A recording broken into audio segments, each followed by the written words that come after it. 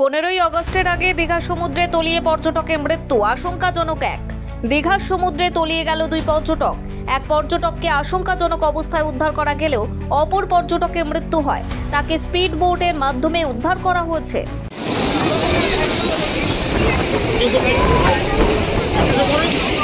জানা গেছে বৃহস্পতিবার দুপুর 12টা নাগাদ ওল্ড দীঘার 1 নম্বর ঘাটে 9 পর্যটক বসেছিলেন। তখনই উত্তাল ঢেউ দুজনকে টেনে নিয়ে যায়। একজনের মৃত্যু হলো, অপরজনকে আশঙ্কাজনক অবস্থায় উদ্ধার করে দীঘা হাসপাতালে ভর্তি করা হয়েছে। মৃত পর্যটকের নাম নারায়ণ সাউ ওরফে বিজু, বয়স 42 বছর।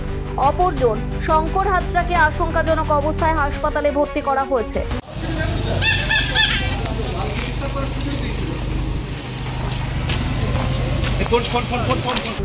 জানা যায় হাওড়া লিলুয়া থেকে 9 পর্যটক এদিন দীঘা বেড়াতে আসেন। শুক্রবার যেহেতু 15ই আগস্ট, তাই দীঘায় ব্যাপক পর্যটকের ঢল। সি বিচের ধারে নুলিয়াদের বাধাকে অতিক্রম করে বিপজ্জনক ঘাটগুলিতে নেমে যান ওই পর্যটকের টিম। সমুদ্র উত্তাল, ঢেউ টেনে নিয়ে গেলে দীর্ঘক্ষণ ধরে সমুদ্রের জলে ভাসতে থাকেন নারায়ণ সাউ। পরে নুলিয়া এবং দীঘা মোহনা কোস্টাল থানার পুলিশ যৌথভাবে অভিযান চালিয়ে উদ্ধার করে।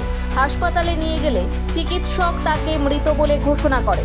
ব্যুরো রিপোর্ট, নিউজ দিগন্ত বার্তা।